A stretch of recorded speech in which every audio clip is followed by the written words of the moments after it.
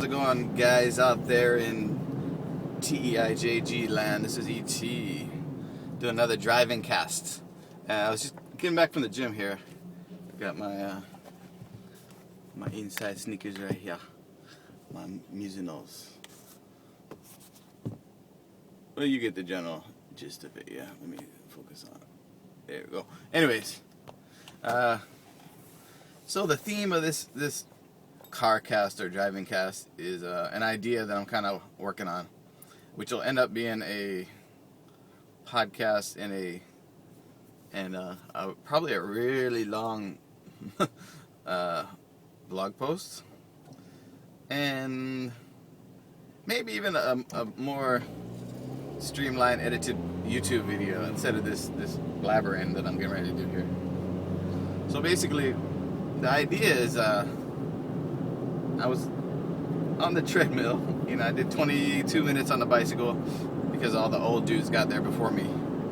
Saturday morning, 9 o'clock, they were waiting in line to get started at the public gym. So I said, okay, I'll do as long as it takes on the bicycle. Try to do an hour of cardio, then just get out. Sometimes do a little weights, but anyways, they had the treadmills occupied, so I did 22 on the bike, and then finally got a spot on the treadmill. Did my remaining 40 minutes. So try to hit an hour, 2 minutes, whatever it was. With a little cool down.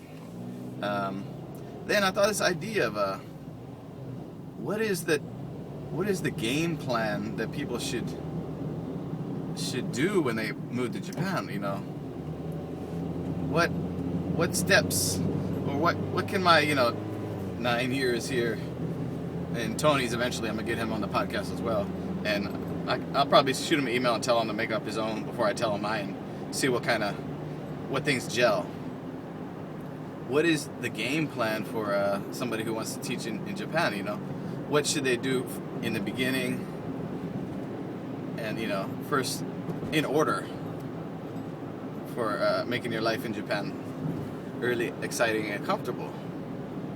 So this is kind of verbal vomit right here.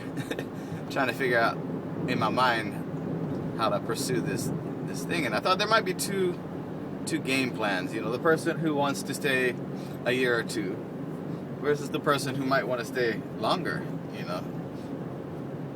So they all kind of start in the beginning in the same area, and there's some assumptions that have to be made. You got a job, you got a visa, and you got to Japan. The stuff that comes before it has a whole nother podcast. So you got a blog.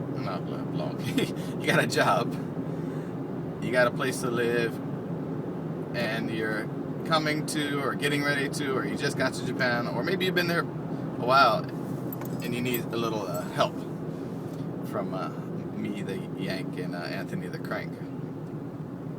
So what I thought about doing is making this little game plan, or this flow chart of sorts. And today I'm kind of doing my little thinking out loud driving car cast. So first thing I thought of was money, because over the years I hear nothing but money problems from teachers, and I was guilty as freaking charged on this one, man. Guilty as charged, sinner. That for years I'm living paycheck to paycheck. Making plenty money, but just living paycheck to paycheck. With bills and shit. So, number one thing to get in order is your fucking money, bruh. So my advice is, when you first get here, chill and save some fucking cash. Seriously, the partying will not go away. I mean, maybe once a month. Or if you do go out more, just think and be cautious with your spending of cash. Like, you're probably gonna make 230 to 300,000 yen starting. 230 to 250, I would say, starting, which is about $2,500 or more US. So that's a decent chunk of change. I mean, y'all have rent and living expenses. So first thing you do is you got to get some cash in the bank. You know, seriously, you need, I say a minimum of 100,000 yen of savings in the bank, always minimum. I would even venture to say I would aim for 3 to 6 months of salary. And why I say this is, I mean, because I live I live paycheck to paycheck for fucking years, like a couple years at least in Japan. I mean, I had a blast partying all the time, so it's wasting money. But didn't save a freaking dime for a couple years. So this whole spiel I'm giving here is to make your life awesome in Japan, comfortable in Japan. So number one goal, get to 100,000 yen in the bank. And we're not talking money that you can take out from, you know. We're talking 100,000 yen that you don't touch. It's your backup, your security blanket, you know. So that shouldn't take you very long. Even if you're a broke ass fool, you know, it shouldn't take more than two to 3 months, I would say. Maybe 4. So, but what I would recommend is, you know, bring your lunch to work. Don't go out to eat, and if you do, just spend very little. Bring water. Don't spend the 150 on vending machines 20 times a fucking day.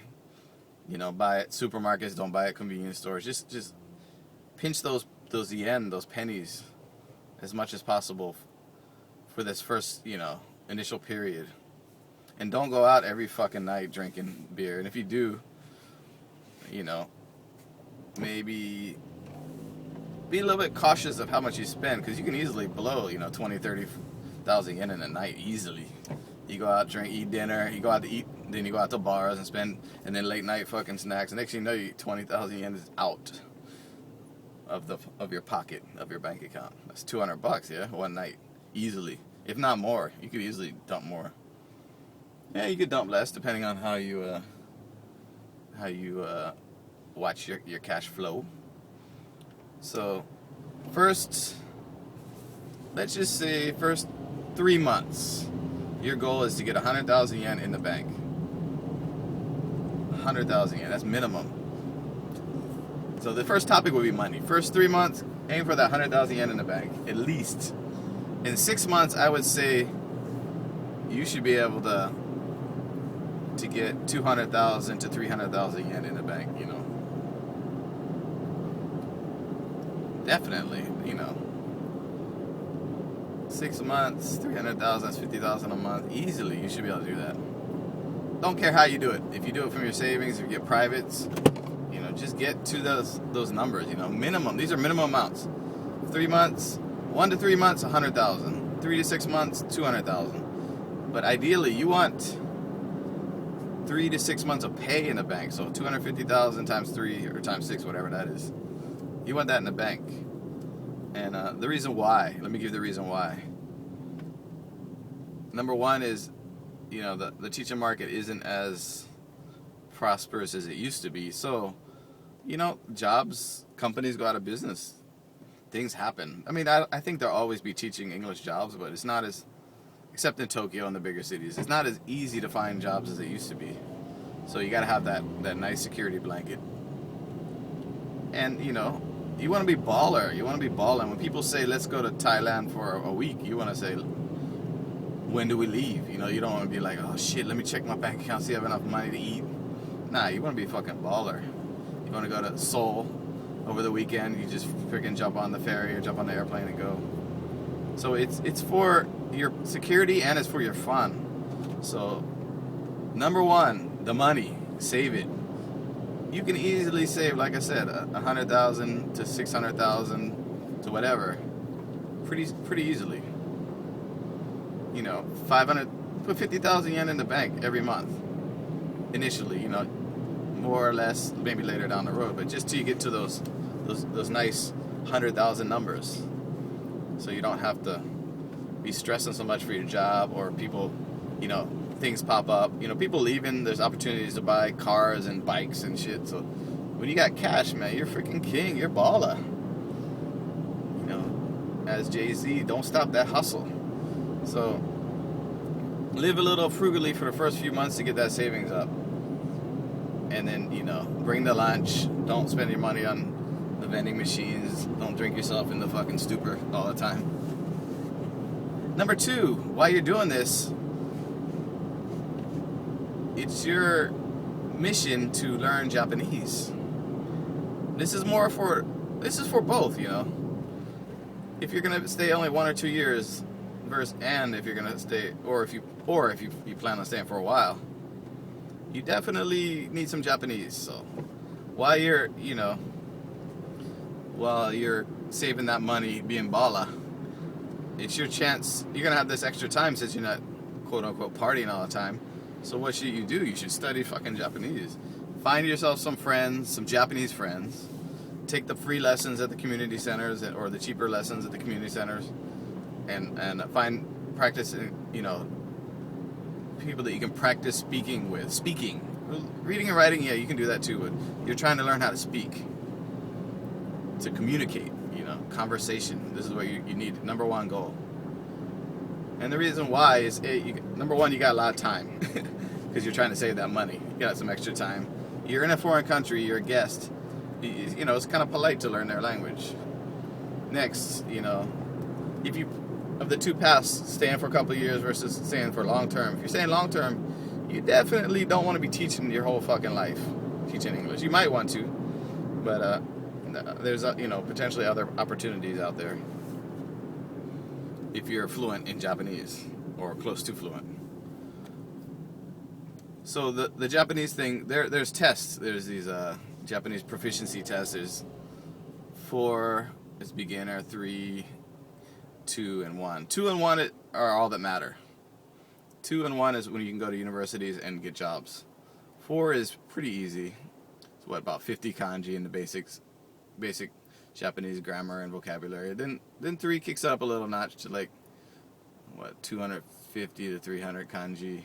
And then 4 goes to like 1,000. I mean, not 4. 2 goes to about 1,000 kanji.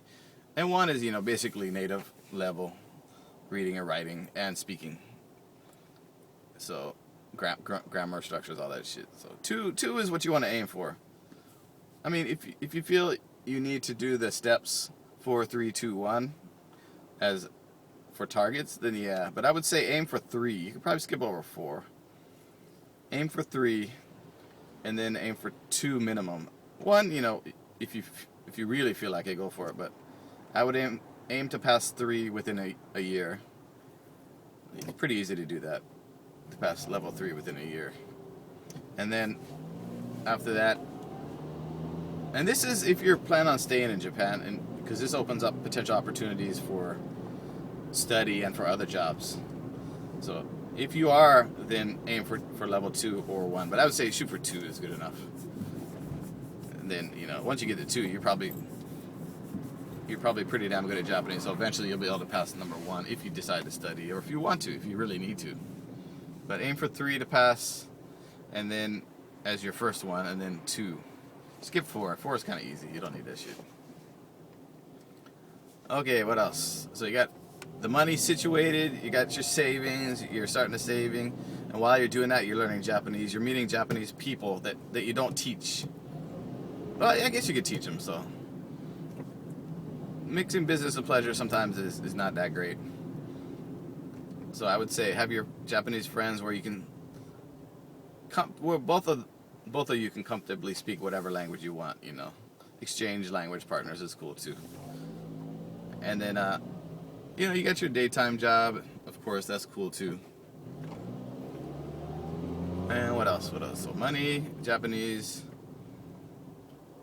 and let's see, what's next? Yeah, this is coming off the cuff, so I'm not really sure what's next. Let me think. Okay, so let's see. If you're on the 1 to 2 years path, you know you're here to kind of visit, to learn, to experience shit.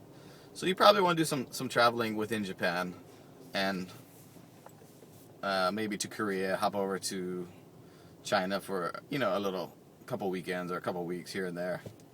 So you probably want to hit the major things in Japan, so that the money you've been saving you can use to visit, you know, locally, visit your local stuff first and close to you, and then eventually hit the, you know, the main place. You definitely got to hit Tokyo, and you know, if you're interested in Kyoto, all the old-fashioned historical shit, you can go to Kyoto, and if you're interested in, you know, technology and anime, you go to Akihabara in Tokyo. You know, wherever you, if you're into cars, you want to go to, you know, some drifting events or some races, the Formula One, you got to hit that shit up. So you definitely want to experience, you know, Japan while you're here. So start doing that shit. Of course, you got to be frugal about it. So the longer you're here, the more you'll figure out how to do it cheaper or cheaply. But then again, you're baller, so you don't have to stress too much. But you know, baller. Let's see, you're a mini baller by now. But you're not stressing about money in the bank for these trips. You're not worrying about your job because you're like, fuck it. If I get, you know, if the company goes out of business, I got 3 to 6 months of cash that I could freaking, you know, 3 to 6 months of pay that I could, you know, if I had to, could probably make last 6 to 10 months frugally, you know, so I could get a job or just go home, you know, whatever. So, you know, the person that's going to stay 1 to 2 years, you want to do that backpacking style thing. You want to meet lots of people, you know, go to all the hanami, the hanabi, the cherry blossom, the fireworks. You want to check out the tourist stuff and, you know, learn a little Japanese and, you know, do all that jazz. And of course, you continue to save the money and learn Japanese along the way, and you're using your Japanese and using that money to enjoy your time in Japan. So that kind of ends it for the person who's going to stay for a few years. I think that's a good enough plan there. Maybe toward the end, when you're going to leave and decide what you're going to do, I would have to add money to it again. So you're going to have to make your life comfortable and easy, you're going to have to start building up that savings. So when you get back, or where you go to the next place, maybe you want to go to Korea to teach, Hong Kong, Macau, Singapore, China, Europe, wherever. Maybe you just want to go back and you're fucking sick of teaching and you want to go back and get into the normal world. At least you'll be, you know, semi-baller when you get back. You won't have to rush. And I guess the baller thing, if you have debt, student loan debt, hang out long enough and pay that shit off, bro. Just pay that shit off. So when you go back, you're like, you know, you're not a prisoner to the credit card and to the debt like most people are in the world. So that's what you want to do. I guess this CarCast is advice and life advice and Japan advice. So let's get back over to the person that might want to stay for a while and doesn't necessarily want to teach. Well, let's give them 2 categories. Person doesn't mind teaching, the person who hates teaching. Person doesn't mind teaching. You probably want to, if you don't have them already, get a couple TOEFL and TEFL ESL type certificate things. I'm not even sure the main ones they get, but you can do a little research and find that out on Google Sensei. So get that shit going, and then you know, get some certificates if you want to teach. If you don't have your master's, get your fucking master's. That way, those university jobs and those community college jobs, maybe even company jobs, English teaching jobs, start to open up to you once you have your master's, and you know, or master's and teaching English and TESOL, TEFL, TOEFL, any certificate you can get, you know, that has, I don't even know the ones that are credentialed. So whatever the most popular credentialed certificates, get those, and your master's if you're gonna stay for a while. If you're, you know, if you want, this is all optional, of course. This is my advice. If you plan on teaching, you don't mind teaching, get those cushy university jobs where you have those long vacations and, you know, not too many classes, but you make decent clip of cash. You know, that's what you gotta have. Gotta have that master's, and you gotta have those certificates help a lot too. So if you're not gonna teach, you need something extra. Number one, you're gonna need that Japanese. So, like I said, when you first got here, hit those books, meet those people, learn learn the language, the vocabulary, start conversating quickly. Don't just stay in your room by yourself. You got to get out there and start talking, using the language, watching the TV, listening to music. You know, you need to know, it's not just the vocabulary, culture, pop culture. You need to know references to what's going on. So you got to watch a lot. You got to keep your finger on the pulse. Got to be out there. And then you need something. If you're not going to be teaching, you got to have a talent. Unless you're an awesome translator, which, you know, is cool too. But translating jobs don't necessarily pay that much, and they're hard to find. So I would say you need something else. And if you're in Tokyo, potentially, you know, IT job or some kind of business experience. So if IT, you're going to need some kind of certificate, you know, if it's Microsoft, whatever those things are for IT professionals and shit like that. Or Cisco networking. If you're a programmer, if you can program, you know, you don't necessarily need a certificate. You might need to get your degree. I have a couple friends that actually, you know, studied online to get their computer science degrees and learn or I have other friends who just, you know, learned their